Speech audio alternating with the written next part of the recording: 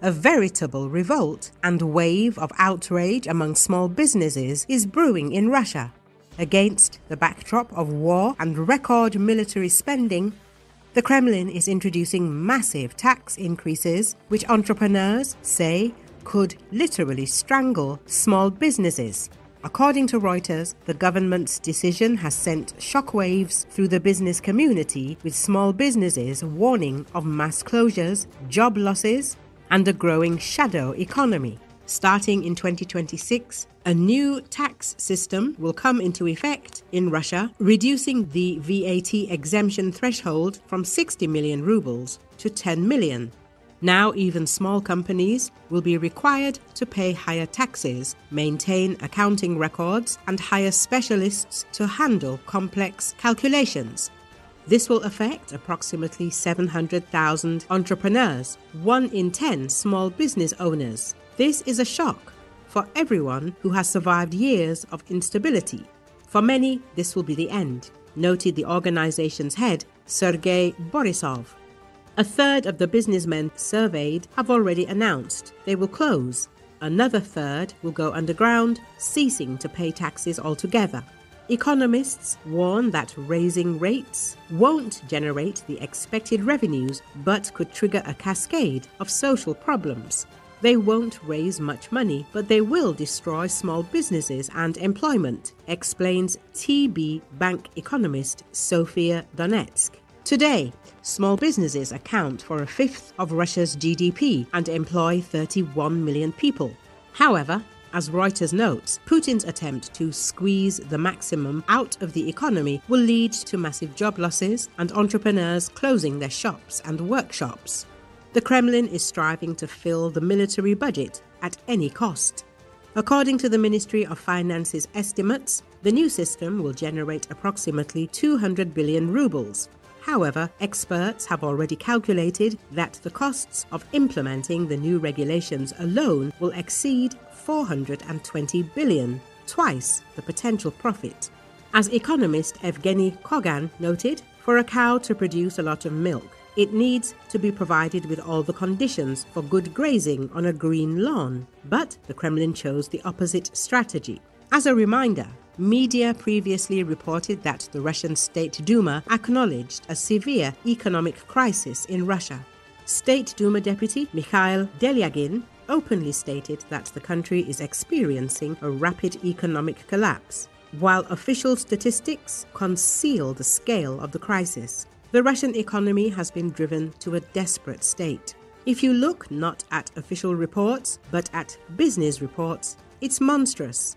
Agricultural machinery production fell by a quarter in the first half of the year, and this is despite last year not being the best. The coal industry is in dire straits. Basically, wherever you look, there are difficulties and problems. And the main problem is the strangulation of the economy by an inflated key rate, Delyagin stated. The deputy's words confirm what economists have long warned. The Russian economy is bursting at the seams under the weight of sanctions, military spending, and the Kremlin's ineffective policies. The system is suffocating under an excessively high key interest rate, which is making it difficult for businesses to borrow and grow. Experts say a rate cut is impossible in the near future. Former central bank deputy chairman and HSE professor Oleg Vyugin noted that the rate will remain at 17% until the end of the year. He emphasized that the authorities are forced to cover the budget deficit by issuing new rubles, essentially printing money.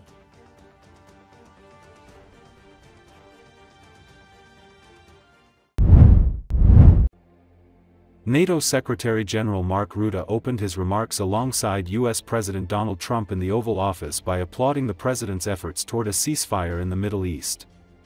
According to Associated Press, Rutte said he was texting Trump as the deal came into effect, and thanked him for everything you're doing, adding that his NATO colleagues want to help him bring peace between Ukraine and Russia.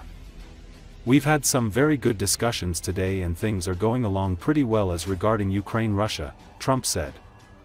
Middle East was supposed to be the tough one, and we've solved that puzzle. But this one will get solved also, he added. Before the meeting Wednesday between Trump and Ruda, U.S. Treasury Secretary Scott Bessent announced new sanctions against Russia's two biggest oil companies and blasted Moscow's refusal to end its senseless war. The sanctions against Rosneft and Lukoil, as well as dozens of subsidiaries, come after months of bipartisan pressure on Trump to hit Russia with harder sanctions on its oil industry. Bessent said the Treasury Department was prepared to take further action if necessary to support President Donald Trump's effort to end the war. NATO has been coordinating deliveries of weapons to Ukraine, many of them purchased from the United States by Canada and European countries. The announcement came after Russian drones and missiles blasted sites across Ukraine, killing at least 6 people, including a woman and her 2 young daughters.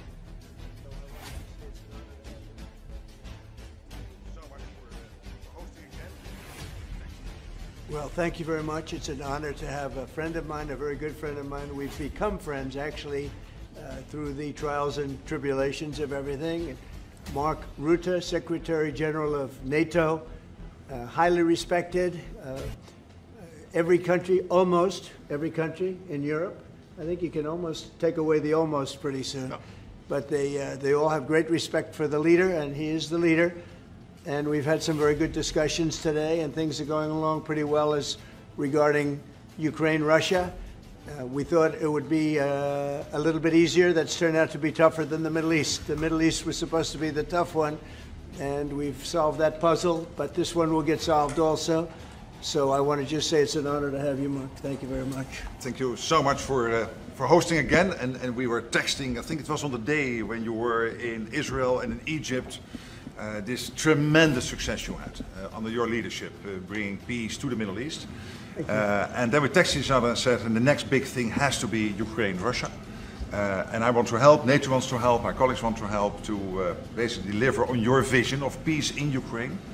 And I really want to thank you for everything you're doing, including breaking the deadlock with Putin, starting the dialogue in February when you came in as president in January, but also for everything you did with NATO. The fact that we are now at this 5%, the huge success in The Hague at the NATO summit, the fact that Europeans are also stepping up when it comes to Ukraine, basically the weapons from the US being delivered to Ukraine, paid for by allies, and the Europeans coming together to discuss how can we sustain Ukraine post the peace deal.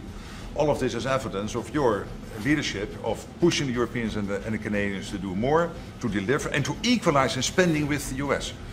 So on all of this, and today we will talk more on how we can really bring Ukraine to the next phase and get this terrible war, and all the bloodshed ended.